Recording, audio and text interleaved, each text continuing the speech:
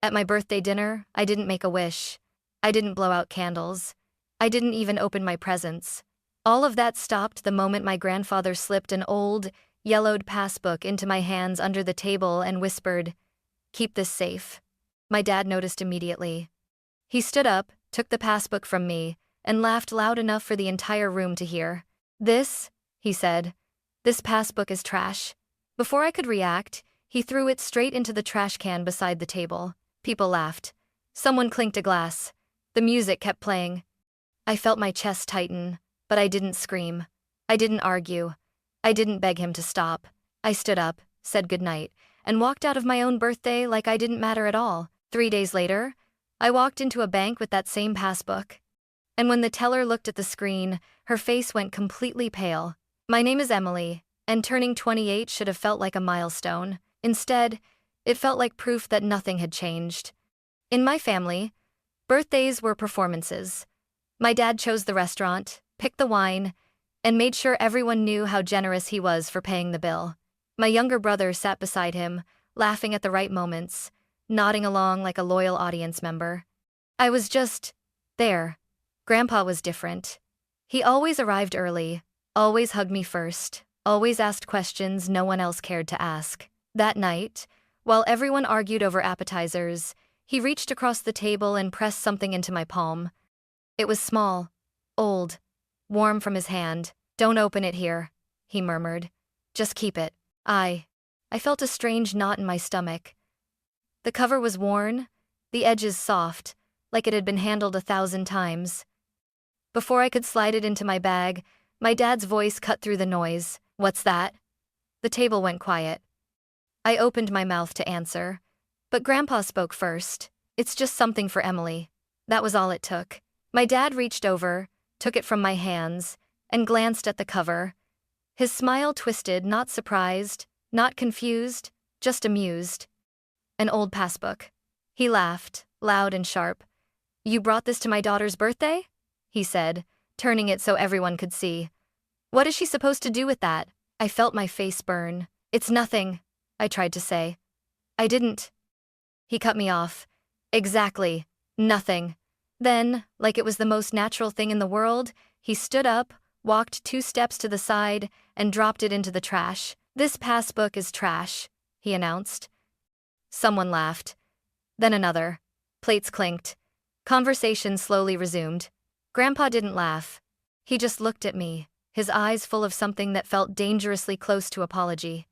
And in that moment, sitting there with everyone acting like nothing had happened, I realized something painful and clear. In that room, my humiliation was acceptable.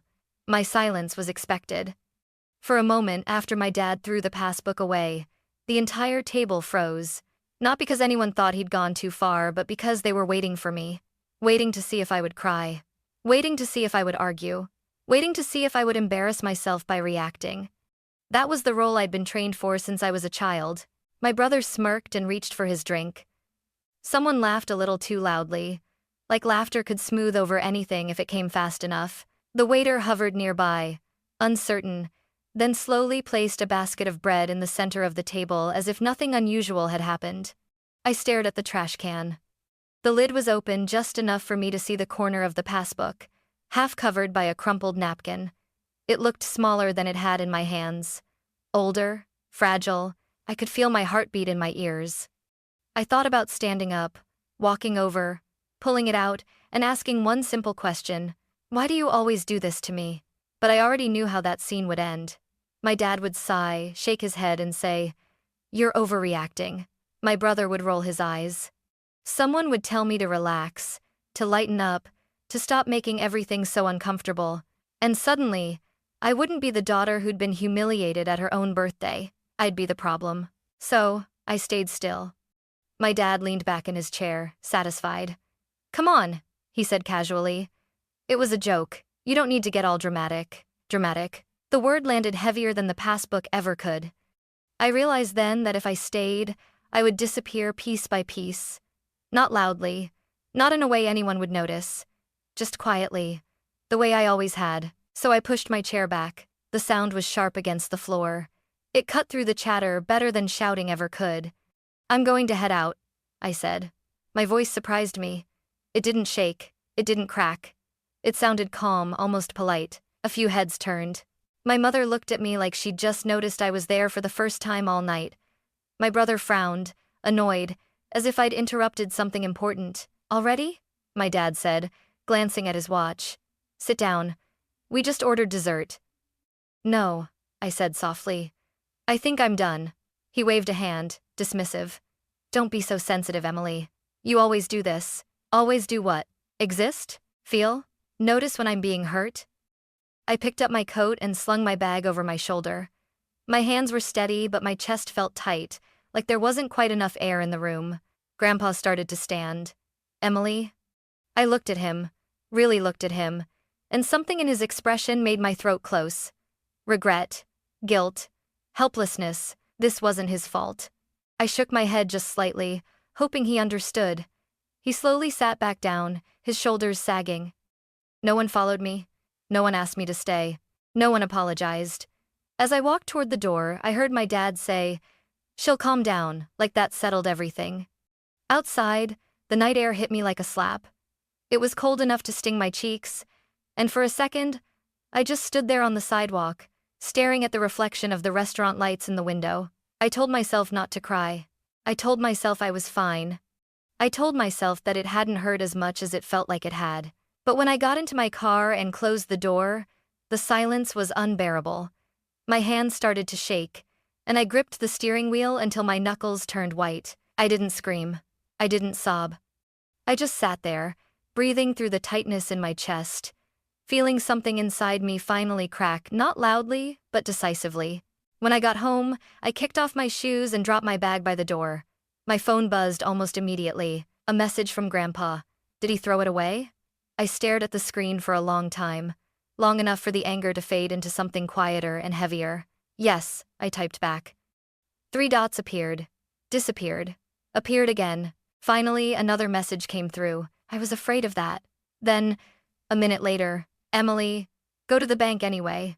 I read that line over and over. Go to the bank anyway. I didn't know why. I didn't know what he meant. But for the first time that night, I felt something shift. Maybe walking out wasn't the end of the story. Maybe it was the beginning. The next morning, I almost didn't go. I stood in front of my bathroom mirror, brushing my teeth, replaying the night before like a bad dream I couldn't shake. My dad's laugh, the way the room had leaned into it, the trash can. Go to the bank anyway. I didn't even know which bank Grandpa meant. The passbook was gone. I'd never held on to it long enough to read the name printed on the cover. All I had was his message, and a quiet, stubborn feeling in my chest that refused to let the moment die. So I put on my jacket and left. The bank was small, older than the newer glass buildings downtown. The kind of place with marble floors worn smooth by decades of footsteps and a faint smell of paper and polish. It didn't feel intimidating. It felt serious, like things mattered there. I stepped up to the counter and waited while the teller finished with the person in front of me. She looked young, barely older than my brother, her hair pulled back neatly, her movements efficient and bored in the way people get when they expect nothing unusual to happen. When it was my turn, I cleared my throat. "I'm here about an old passbook," I said. She blinked. "Do you have it with you?" "No," I admitted, my face warmed. "It was thrown away. But my grandfather told me to come here anyway." That should have been the end of the conversation. A polite apology.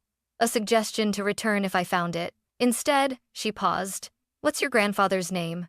she asked. "Henry Miller," I said. "He passed away last week." Her fingers hovered above the keyboard. She typed his name, then asked for my ID. I slid it across the counter, suddenly aware of how loud the bank felt despite the silence. Every key press echoed in my ears. She frowned, typed again. Her posture changed not dramatically, just enough for me to notice. She leaned closer to the screen, her lips parting slightly. "Ma'am," she said slowly, "can you wait here for a moment? Is something wrong?" I asked. She didn't answer. She stood up and walked quickly toward the back offices, leaving my ID on the counter like she'd forgotten it. I stood there, heart pounding, suddenly certain I'd made a mistake. Maybe Grandpa had been confused. Maybe my dad was right. Maybe this whole thing really was nothing. People passed behind me, glancing over curiously. I resisted the urge to step back, to apologize for wasting anyone's time. After a minute that felt much longer, the teller returned, this time with a man in a suit and a woman with a name badge that read, Branch Manager. The manager smiled, but it was careful, measured. Emily Miller? She asked. Yes. Please come with us. They didn't take me to another counter. They took me down a short hallway and into a small office with a door that closed behind us. My hands were sweating. The manager sat across from me. First, she said, I need to ask you something. Did anyone else know about your grandfather's account? I shook my head. Not that I know of. She nodded, as if confirming something to herself.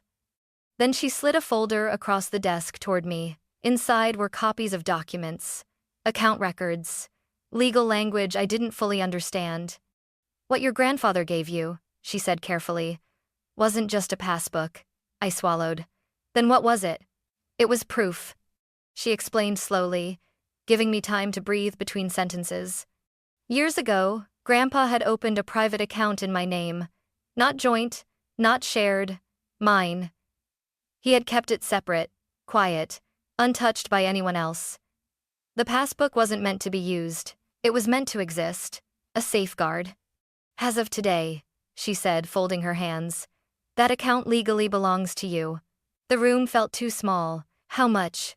I asked, my voice barely above a whisper. She told me. I didn't laugh. I didn't gasp. I didn't feel joy. I felt cold, because suddenly, the night before made sense in a way that hurt more than confusion ever could. My dad hadn't been laughing because it was worthless. He'd been laughing because he hadn't looked closely enough to realize what he was throwing away. The manager watched me carefully. You don't have to make any decisions today, she said. But I do need to say this clearly. She leaned forward. If anyone pressures you about this account, if anyone threatens you or claims they're entitled to it, please let us know immediately. Everything here is protected by law. Protected. I'd spent my whole life feeling like nothing about me was protected. I left the bank an hour later, the world feeling slightly tilted. My phone buzzed in my pocket as I stepped outside. A text from my dad. We need to talk about that thing from your birthday. I stared at the screen, my pulse quickening. For the first time, I didn't feel small reading his name. I felt prepared. And that scared me more than anything else. I didn't answer my dad's message right away. I sat in my car for a long time, staring at the bank's stone entrance like it might disappear if I looked away. My hands were still shaking, not from fear exactly, but from the weight of what I now carried. Not money, leverage. By the time I got home, my phone was vibrating nonstop. Missed calls, texts, voicemails stacking up faster than I could bring myself to open them. Finally, I listened. Emily, my dad said in the first message, his voice unnaturally calm. We should clear the air about what happened at your birthday. Clear the air. Like it had been a misunderstanding. In the next voicemail, the tone shifted. I did some thinking, he continued. That passbook might have belonged to an old account of your grandfather's. If there's anything there, we should handle it responsibly. By the third message, the concern sounded rehearsed. You don't want to make a mistake with something like this. Banks love taking advantage of people who don't understand how these things work. I closed my eyes. This was familiar. The way he slid from dismissal to authority, from mockery to concern, as soon as something stopped being worthless. I finally texted back. I went to the bank. The reply came almost instantly. And?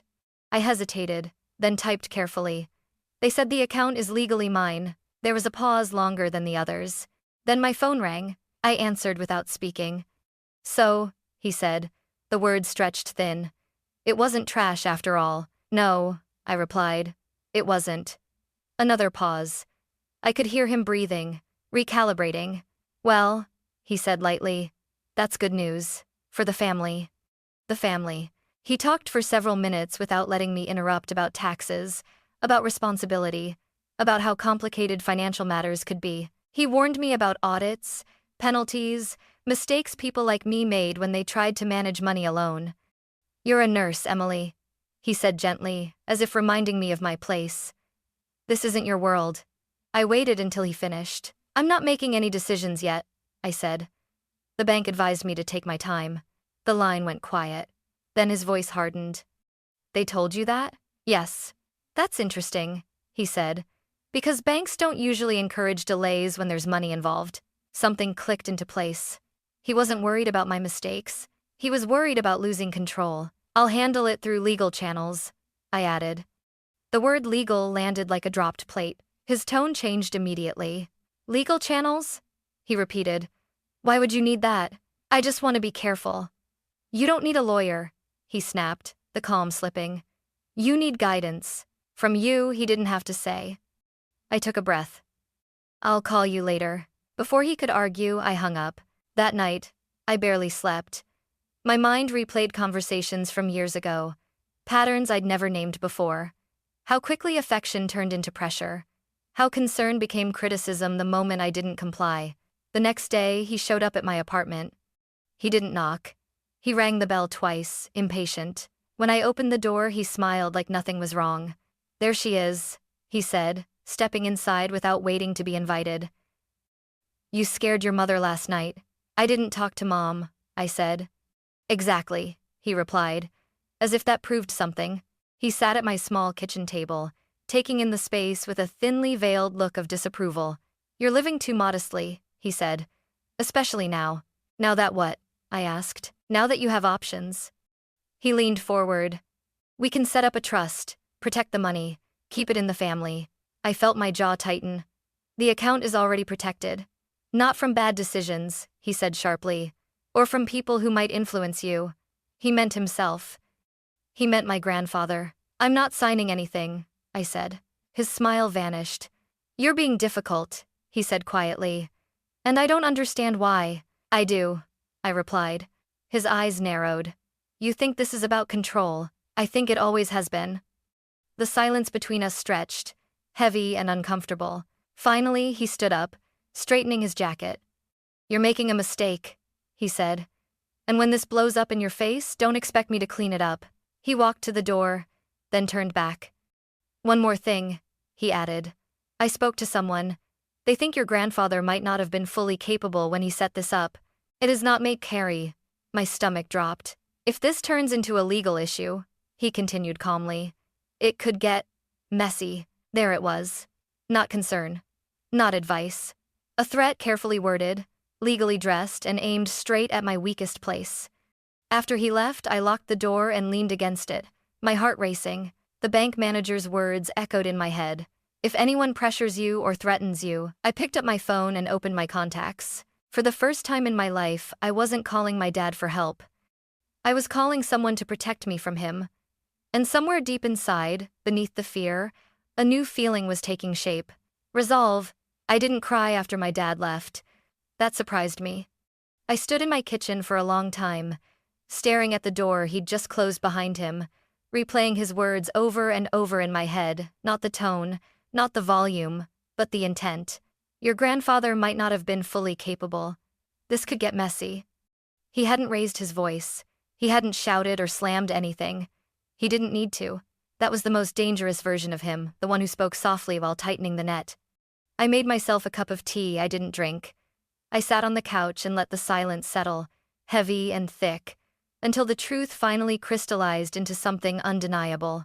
This wasn't about money. It never had been. It was about power, about ownership. About reminding me that, in his mind, nothing I had was ever really mine. My phone buzzed again. A text from my dad. I don't want this to turn into something ugly. I stared at the screen. Then stop pushing, I typed back. The response came almost immediately. I'm trying to protect you. Protect me. From what?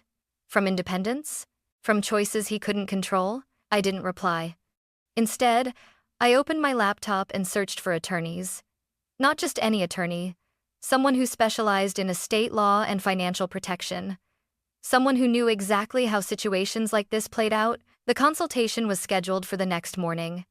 When I walked into the law office, my hands were steady. That, too, surprised me. The attorney's name was Laura Bennett. She was calm, sharp-eyed, and didn't interrupt when I told her everything from the birthday dinner to the bank visit to my father's thinly veiled threat.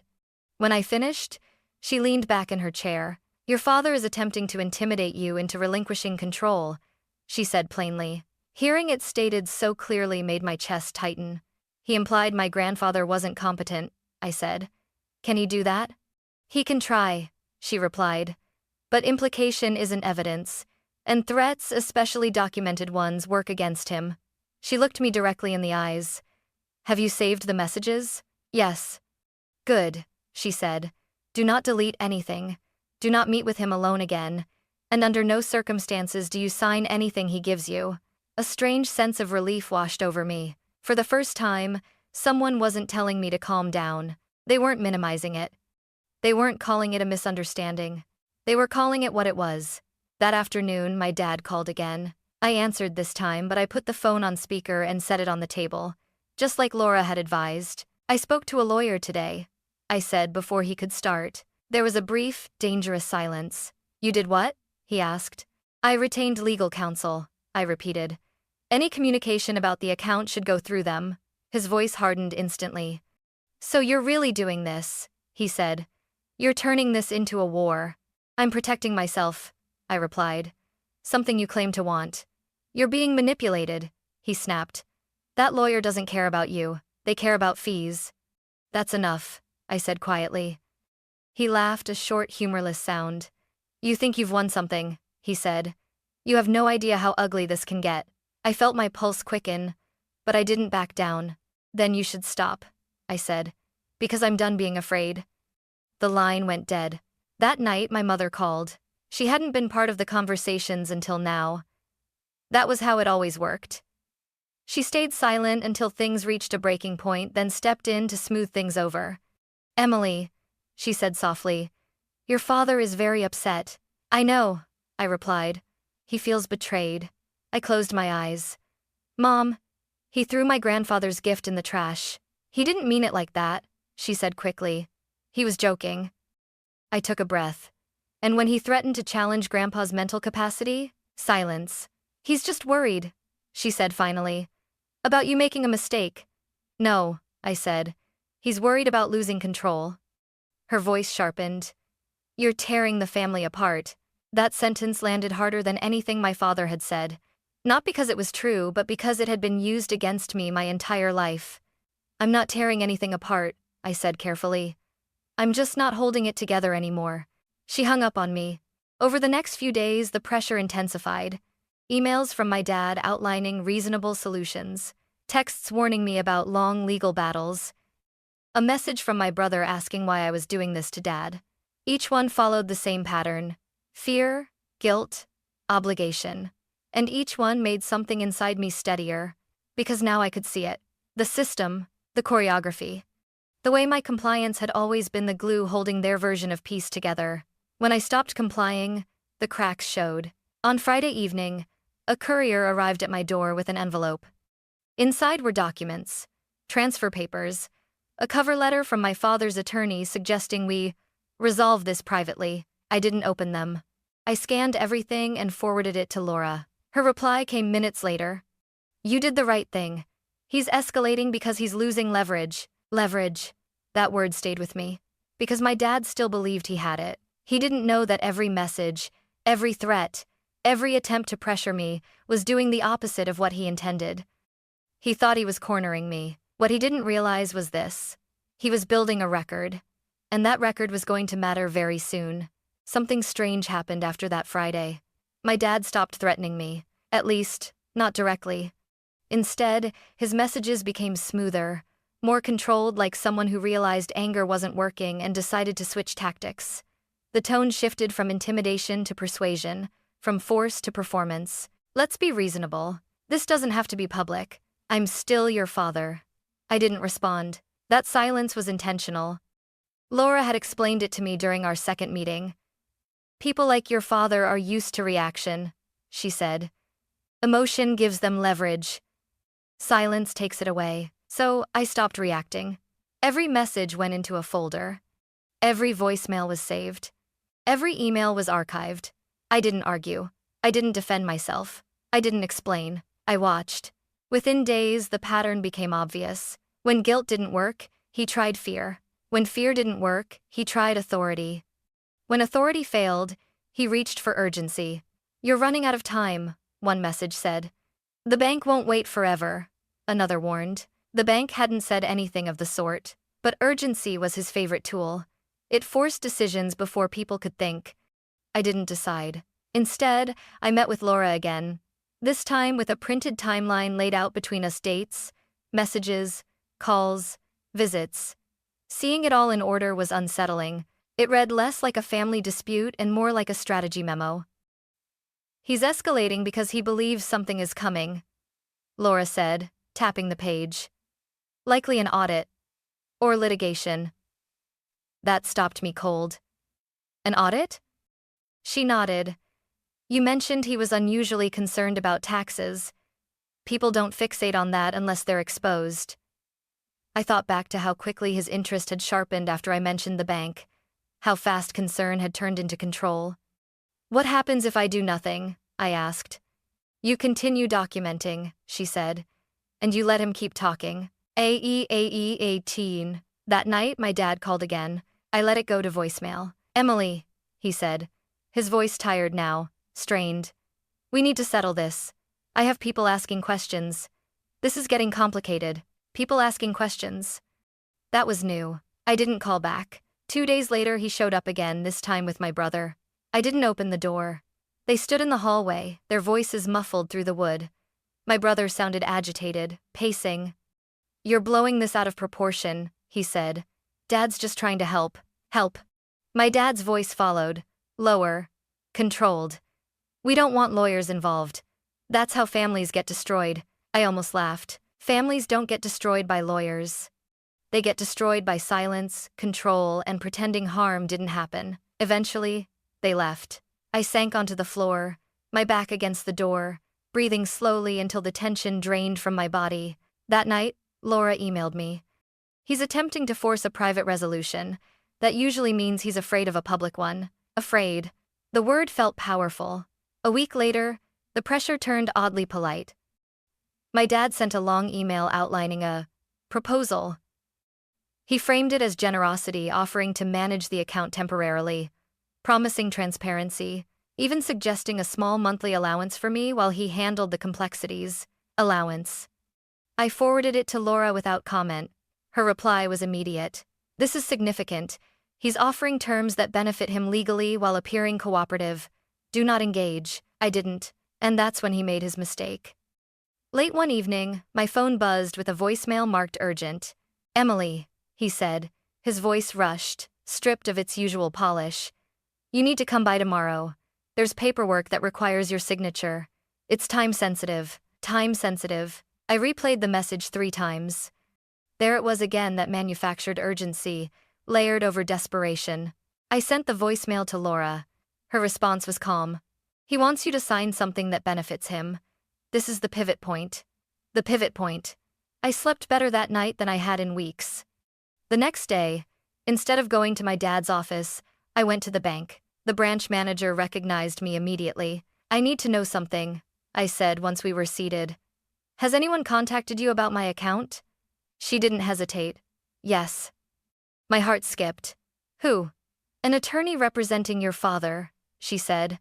"We declined to discuss anything without your authorization." Relief flooded me. "He seemed very concerned," she added carefully. "About timelines." I nodded.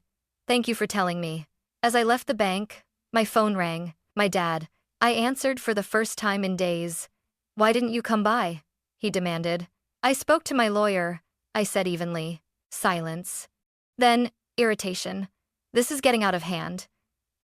"No," I replied. "It's finally in hand." "You think you're smarter than me?" he snapped. "No," I said. "I think I'm protected." That word set him off. "You don't know what you're doing," he said sharply. "You're walking into something much bigger than you realize." "Then stop pushing," I said. "Stop contacting me directly."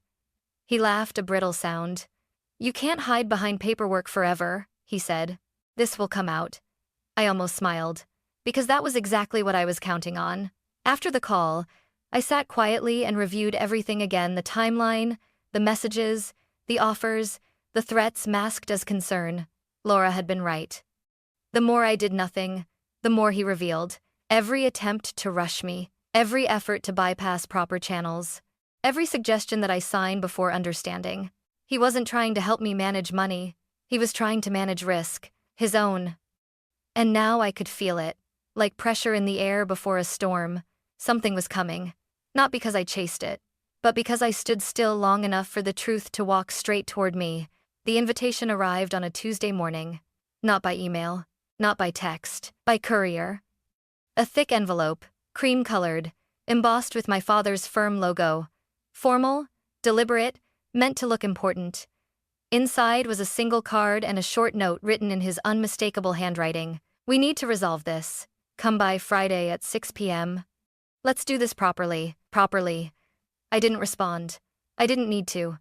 Laura and I met that afternoon. She read the note once, then again, slower the second time. "He wants a controlled setting," she said. "Witnesses he trusts. Documents he prepared." "So, I shouldn't go?" I asked. She shook her head. "You can go on your terms." She slid a folder across the table. Inside were copies of everything. My timeline, the messages, the voicemail marked urgent, the emails offering allowances and warning me about time running out. "And this," she added, placing one final document on top, "is what he's likely expecting you to sign." I'm starred not cared. I skimmed it. It looked harmless at first glance, formal language, familiar headings, reassuring phrases about stewardship and family interests. Then Laura pointed to the fine print. "It transfers temporary authority," she said, "but it also assigns responsibility. Full responsibility." "For what?" I asked. She met my eyes. "For everything," I swallowed. "This document," she continued, "is legal poison if he signs it thinking it protects him." I sat back slowly, my heart pounding. "So, he thinks he's trapping me," I said. "Yes," she replied. "And in doing so, he reveals exactly what he's been trying to avoid." Friday came faster than I expected. I arrived at my dad's office building at 5:55 p.m., dressed simply, carrying only my bag and the folder Laura had prepared. The receptionist smiled too brightly, like she'd been coached. "Conference room B," she said. "They're waiting for you." They. Inside the room were my dad, my brother, and his attorney, a man I'd never met, with a polished smile and an expensive watch. My dad stood when I entered. "There you are," he said warmly. "I'm glad you came." I didn't return the smile. We sat. The attorney slid a document toward me. "This will help put things back on track," he said. "Just a formality." I picked it up and pretended to read, though I already knew every line. My dad leaned forward. "This protects you," he said. "It keeps everything clean. Quiet, quiet." The word echoed. I looked up. "And what does it do for you?" His smile tightened. "It keeps the family intact." I nodded slowly. "I want one thing clarified." "Of course," he said. "Does this document acknowledge that the account exists?" I asked. "And that it is solely in my name?" The attorney hesitated. My dad answered quickly. "Yes, it just assigns management." "Management," I repeated. "And responsibility?" Another pause. "Yes," the attorney said carefully. "Administrative responsibility." I turned the page. "Including compliance?" My dad waved a hand. "Details." I closed the folder. "I'm not signing this," I said. The room went very still. My brother exhaled sharply. "Are you serious?" "Yes." My dad's warmth evaporated. "You're making a mistake," he said, his voice low. "You don't understand what you're refusing." "I understand perfectly," I replied. I opened my bag and took out Laura's folder. "But I do have something for you." I slid a different document across the table. "This," I said, "acknowledges what you've been asking for. Authority, responsibility, oversight." His eyes lit up just for a second. "What's the catch?" he asked. "No catch," I said evenly. "It does exactly what you've been pushing for." He scanned the first page, nodding as he read. His attorney leaned closer, but my dad waved him off. "It's fine," he said. "This is what we discussed." I watched him carefully as he reached the signature page. "Sign here," I said. He hesitated just a fraction of a second. "Emily," he said, almost pleading now, "this ends things." "Yes," I replied. "It does." He signed. The pen pressed hard against the paper, confident, practiced. When he finished, he slid it back toward me. There, he said. Now, we can move on. I didn't touch the paper. Instead, I took out my phone and photographed the signature. My brother frowned. What are you doing? Documenting, I said. My dad's smile faltered. You don't need that, he said. I do. I stood.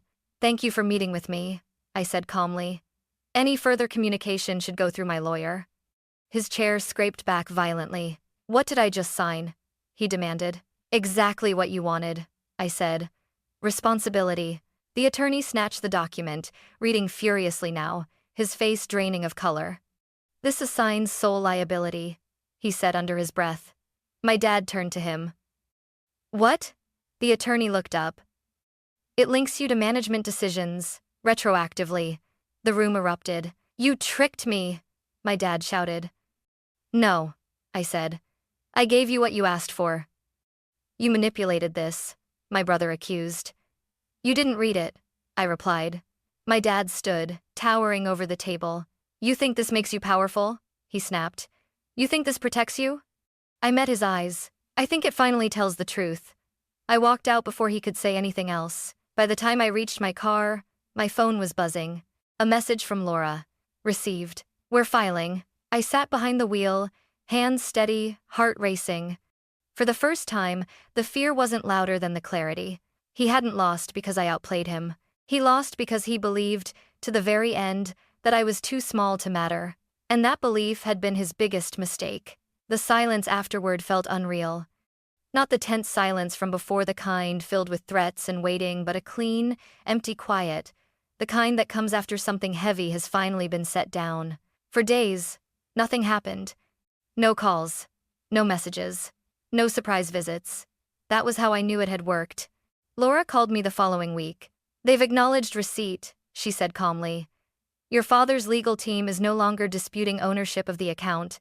I closed my eyes. And him? I asked. There will be consequences, she replied. But those will take time. The important thing is this. You're protected. Completely. Protected. The words still felt unfamiliar in my mouth. I expected to feel victorious, triumphant, relieved in a way movies always show. Instead, I felt tired. Not weak, just human. The money remained untouched. I didn't move it. I didn't spend $1. I needed space before deciding what it meant in my life, if it meant anything at all. My dad didn't call again. Neither did my brother. My mother sent one message, weeks later.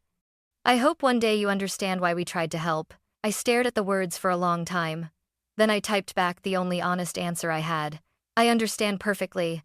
That's why I stopped letting it happen. She never replied. At work, nothing changed. I still wore scrubs. Still worked long shifts. Still came home exhausted and sore and emotionally wrung out. But something inside me was different. I didn't flinch when my phone rang anymore. I didn't second-guess my words in conversations. I slept better. One afternoon, while cleaning out a drawer, I found the napkin Grandpa had wrapped the passbook in. I'd slipped it into my bag that night without realizing it. It was creased and yellowed now, fragile as a memory. I held it for a long time. Grandpa hadn't given me money to change my life. He'd given me proof. Proof that someone had seen what I lived through. Proof that someone believed I deserved safety, even if it came too late for him to say it out loud. I visited his grave alone. I went to the bank anyway, I told the stone, feeling foolish and steady at the same time. You were right. The wind moved through the trees softly, like an answer that didn't need words. Months passed. The legal process unfolded quietly, methodically. Exactly the opposite of my family's chaos. No shouting, no insults. Just documents, timelines, and accountability. That contrast stayed with me. Power, I learned, doesn't raise its voice. It doesn't need to humiliate someone publicly or throw things away to feel important. Real power is patient. It's boring. It's written in plain language and enforced without emotion. And most importantly, it doesn't require fear to exist. I eventually made a decision about the money. I kept my job.